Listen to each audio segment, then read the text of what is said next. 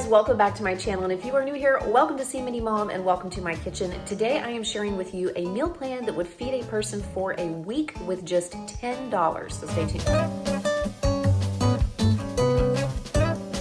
All right, you guys, I know that you like these budget meal challenges and I like doing them for you. I think it's a good exercise for me too, to think differently about the way that I plan meals and how I would put together some nutritious meals on a very tight budget if necessary. Per the usual, I want to say that if you are struggling with food insecurity, you are not alone and that you deserve to be fed. I hope that you will reach out for some help. Local schools, local churches, fire departments, police departments, health departments, community centers. A lot of times those places will have resources or lists of resources that can help you feed yourself or your family. Please reach out for help if you need it. There is no shame in it. You deserve to be fed. Your family deserves to be fed. As I said before, these challenges I think are good exercises for me when it comes to thinking differently about the way that I am cooking and the way that I am eating. And I hope that there are some ideas and some inspiration for you here. I know that food prices vary from around the country. I live in Oklahoma. I shopped at Walmart for this challenge, but I hope that even if you don't have the same prices where you are, maybe this just gives you some ideas for how you could create some meals for yourself or for your family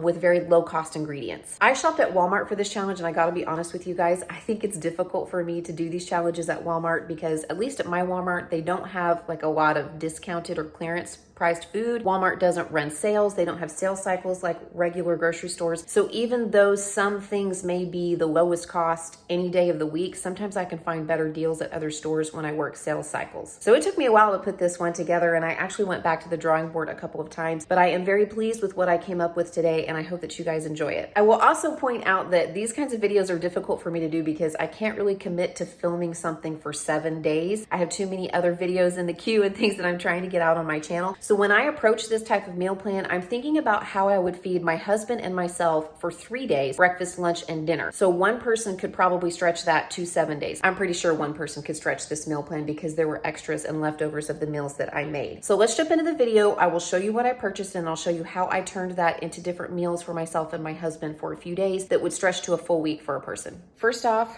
I saw after looking around the store that they had 5-pound bags of flour for $1.09, $1.09. And I was thinking to myself, I can do a lot with 5 pounds of flour. So I went ahead and picked up one of those. I picked up a package of cream cheese. These are just 2 little russet potatoes. They are 68 cents a pound at my Walmart, and this is about 3/4 of a pound. It's not quite a pound of potatoes. One little package of this soup mix. I found this in the Hispanic food section, in the ethnic food section. It's a little tomato-based elbow pasta soup mix, and these are great for these kinds of challenges because they're already seasoned. You don't need a lot of extra seasoning with that. 1 can of chili beans. I went ahead and got the no salt added because it was the same price as the regular kind. You could get the regular kind or any other kind of beans if you want. I think any kind of beans would work with what I intend to use these for, but I wanted the chili flavoring again because this has seasoning in it already. 1 package of Great Value brand, that's the store brand, mac and cheese. And you might be wondering, why would I get this and not just a regular package of pasta? It's because I'm going to use the pasta in here for one recipe, and I'm going to use the cheese packet, like the flavoring packet, for a different recipe. 1 big can of diced tomatoes. This is the 28-ounce can, and I'm going to use this across a few different dishes. And I got the Italian style because, again, it has basil, garlic, and oregano already in there. 7 bananas. They are 49 cents a pound at my Walmart. 1/2 gallon of milk, and I went ahead and got the whole milk because this meal plan doesn't have a whole bunch of fat in it, so I'm depending on maybe the little bit of oil I might use in this meal plan and the milk, and then 6 eggs, and also the cream cheese has some fat in it as well. But everything else is pretty light where fat is concerned as far as the nutrient goes. And then I was able to get a package of cut green beans and a package of whole kernel corn. Those are 80 cents per package at my Walmart. This is what I ended up picking up at my Walmart.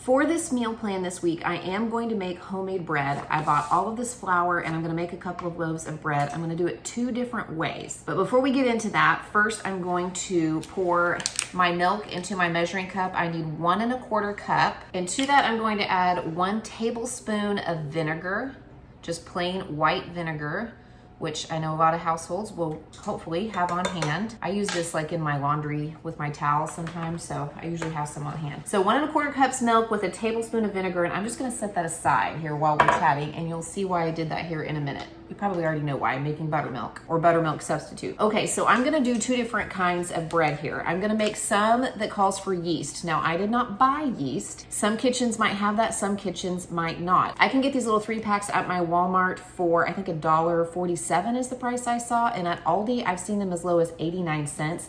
And I actually only need 1 because there's 2 1/4 teaspoons in each of these packages, and I'm gonna use it very sparingly. So we're gonna make just that easy 4-ingredient, no-knead bread. I already got a head start on that last night because it has to sit for a while to proof when you are using less yeast. You can use more yeast and have a shorter proofing time, meaning allowing your ingredients to rise, or you can use less if you want to let it sit for longer. So last night I used 1 1/2 cups of warm water and just 1/2 teaspoon of yeast. I added about 3 1/4 cups of flour, also a teaspoon of salt, and then I let it sit in the oven. The oven was not on. I just let it sit in the cool oven overnight. So it has been sitting for probably about 12 hours, 12 to 15 hours at this point, and it has risen beautifully. So we are going to turn that into a loaf of bread, and then in a minute, I'm gonna show you how to make a loaf of bread without yeast using baking soda instead as the leavener. So if you do not have yeast, don't worry, I'm gonna show you how to make bread without it. So I'm just gonna do the best I can to kind of turn out my dough onto a floured surface.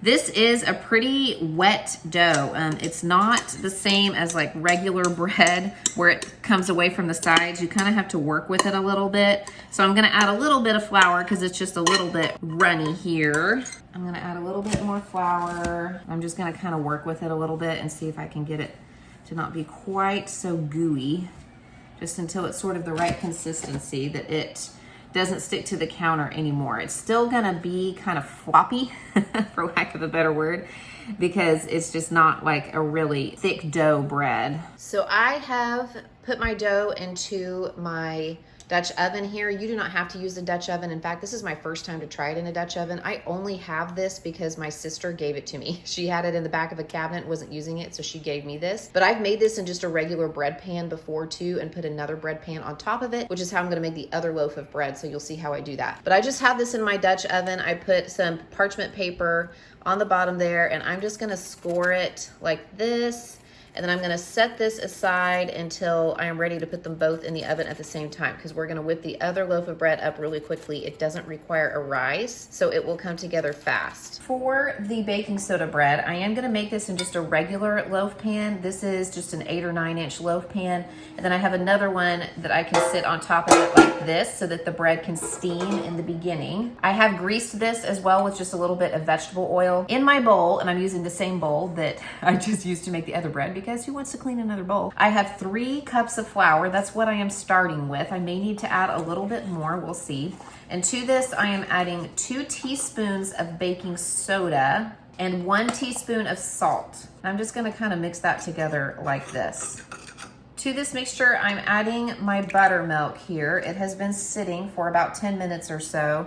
And I'm gonna stir that together. It doesn't need to be over mixed. I am just gonna stir this until it is combined, and then I'm gonna get it immediately into my baking dish and bake it.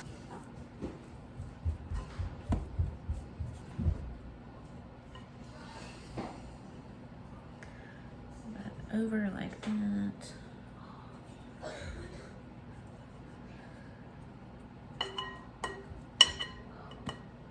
I'm just gonna plop that right down in there, plop, and it will be ready to put in the oven with the other one. So I have preheated my oven to 425, and I have both of the loaves in there with the lid on the Dutch oven and also the other pan turned upside down on the loaf of soda bread. I'm gonna let those bake for about 25 to 30 minutes, and then I will take the lids off and let them bake for another 10 to 15 minutes more until they are done. My 2 loaves of bread are out of the oven and cooling. I did cook the yeast bread about 10 minutes longer than the soda bread, but look how great this turned out.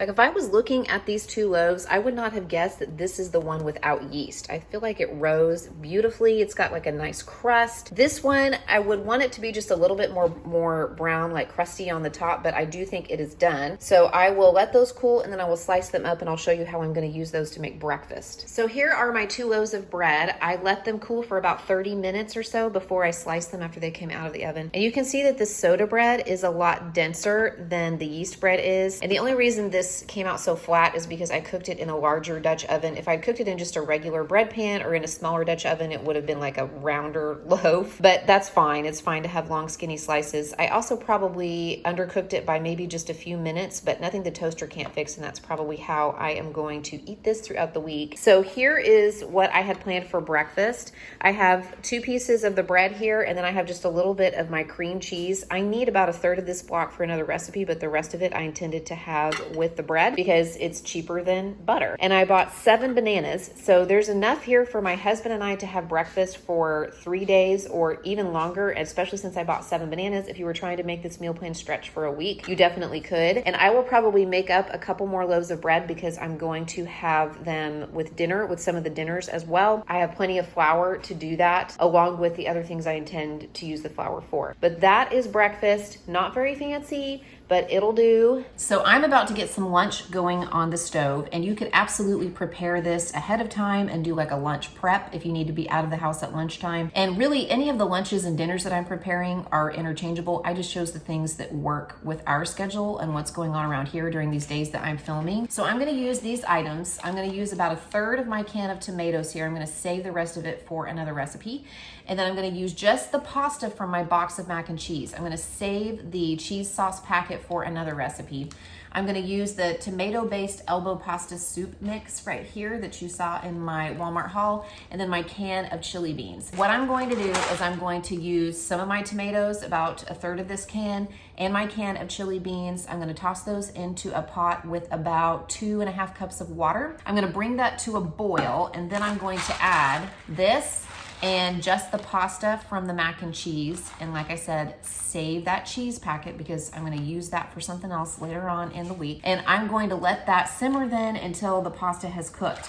And what I am hoping is that this is going to create kind of like a chili mac type situation. If you wanted to use a little bit more water and make it more soupy, you absolutely could. But I'm hoping that this is gonna be kind of like a chili mac or a goulash type casserole. If you have some cheese or sour cream lying around, that would go well with this. I'll probably just have this with some toast from the bread that I made. And this should make 4 servings. So it would feed my husband and myself lunch or dinner for 2 days, or it would be 4 servings across the week wherever you want it if you were just feeding yourself. I am getting ready to throw together another meal that will make multiple servings, and I am attempting to make kind of like a cheesy potato and corn chowder. I chopped up my potatoes and I have my bag of frozen corn here. This is a 10-ounce bag, no, 12 ounces, which is great. I have 3 cups of milk. That's what I'm gonna start with. I could add a little bit more water or milk later. I have my packet of cheese sauce mix from the mac and cheese. I'm gonna use that. And I have my cream cheese here. I'm gonna use about 1/3 of this block as well, and just some salt and pepper. I'm just gonna throw all of this into the crock pot on low for about 3 to 4 hours and see where we land.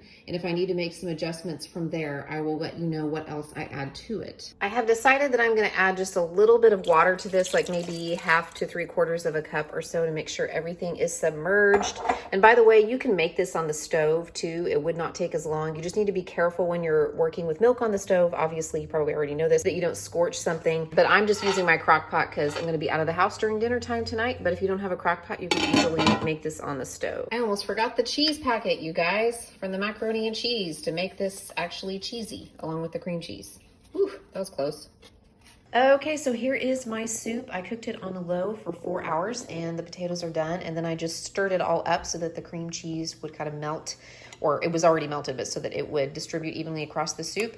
And I am just having this with a piece of toast from my bread that I made. And I have a bowl for me and a bowl for my husband. And there's enough left to have at least 2 more bowls this size or larger, or maybe 3 kind of medium to large bowls of this soup. Tonight for dinner, I am making some easy homemade pasta using just flour and eggs. And to go along with that, I'm going to make a homemade marinara sauce using the rest of those tomatoes from the can that I opened the other night. So all I'm going to do to make that is pop those into a pot on the stove. I'm going to add some salt and pepper and then a few tablespoons of my cream cheese because I just kind of like the creaminess that it adds to tomato sauce. I do that whenever I make spaghetti just on a regular basis. I usually add just a little bit of cream cheese to it. Now you could add whatever seasonings you want if you want to add some more onions, garlic, Italian seasonings, what have you. I'm just going to use some salt and pepper. And remember that the tomatoes that I purchased had some seasonings in them already. So I'm hoping that that's going to carry it a long way. So I'm just going to let that simmer on the stove for a little while. I might take like a masher or even just the back of my spoon and kind of mash them up a little bit whenever they have been heating on the stove for a while. I feel like the longer I let it simmer, the more flavorful it's going to be. And then I'll be able to kind of mash up those tomatoes just a little bit in the pot. So let me turn you around now and I'll show you how I'm going to make the pasta to go along with this. Okay, so I'm starting out with 1.5 cups of my flour, and I also put in about a teaspoon of salt and kind of just mix that in with the flour. And now I'm gonna make a well in the center where I can crack my eggs. I have 2 of them that I'm going to use for this.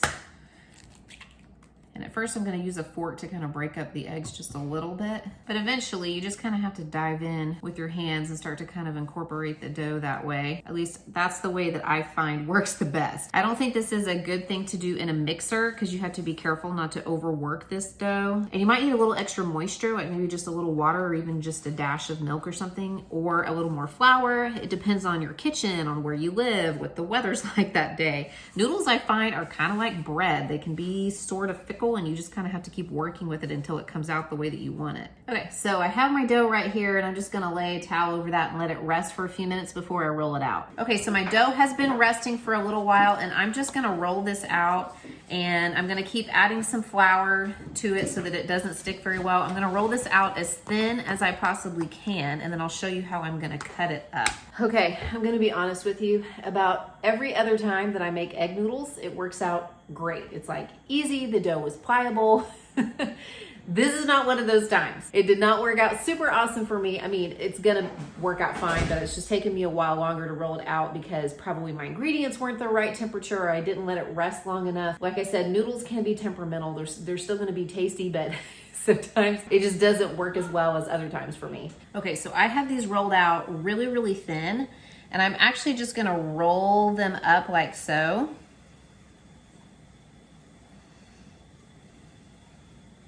And then I'm just gonna slice them really, really thin since I'm wanting this to be kind of like a spaghetti style. I'm trying to make these pretty thin and not as thick as I would make them if I was making like chicken and noodles or chicken noodle soup or something like that. A little sprinkling of flour.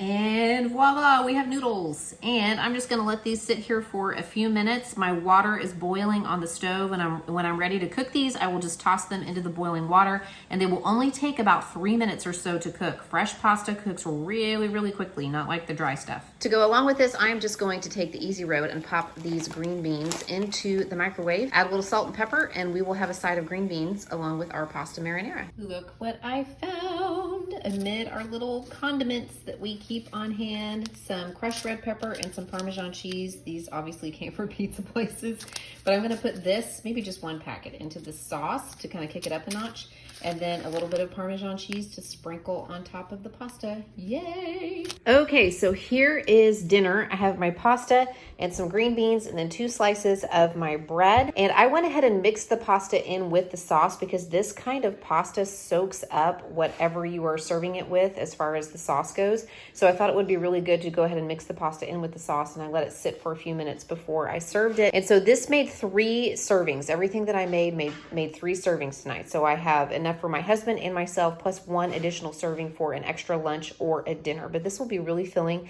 and really good. And if you still want some more ideas for this meal plan, everything that you see here is what you need to make pancakes. 2 tablespoons of vegetable oil, a cup of milk, and I did add a tablespoon of vinegar to that milk, just like I did for the bread, to turn it into a buttermilk substitute. 1 cup of flour, a teaspoon of salt, half a teaspoon of baking soda, or 3/4 of a teaspoon of baking soda, 1 tablespoon of sugar, and 1 egg. You just combine the dry ingredients and then add the wet ingredients. You may need to add a little bit more flour depending on how thin your batter is. I had to add just probably a couple tablespoons more of flour to get my batter to the consistency that I wanted. And then I just made my pancakes on the griddle, and you can make them big or small. My kids like those little silver dollar pancakes. I just made regular size ones. And this amount of batter will yield enough pancakes for, in my opinion, 3 servings of pancakes. So this would be 3 additional meals. And to go along with this, we still have 3 eggs left from our grocery haul. So you can have an egg any way you like it. You can have it boiled, you can have it fried. I just prefer mine scrambled. So that's what I have here are 2 pancakes with a scrambled egg. And you could do this 3 times with what I showed you. And that would be another idea for some meals to round out this meal plan. Okay, so I made chili mac, which yielded 4 generous servings. I made cheesy potato and corn chowder, which also yielded 4 generous bowls of soup. At least I think so. I made homemade noodles with marinara and a side of green beans, which made at least 3 servings. And then as an additional meal, you could do pancakes with an egg, any way you like it, at least 3 times. So that is 14 meals total that you could eat for lunch or for dinner. And I also showed 2 different ways that you could make bread that you could use to bulk up any of those lunch or dinner meals and to have for breakfast with a little bit of cream cheese and a banana every single day. And I purchased enough flour that even though I used it to make other things in this meal plan, I could still make 4 loaves of bread. So I realized that there are some repeat meals in there. And unfortunately, whenever we're on a tight budget, sometimes a variety is a luxury that we just can't afford. But I feel like one person could definitely eat those meals across 1 week, or like it worked for us, we could feed 2 people for at least 3 days and even still have a few servings of things left over. So that is what I have for you guys today. I hope that you found some ideas and some inspiration or were entertained by this video. Thank you so much for watching, and I will be sure to check in again with another video very soon.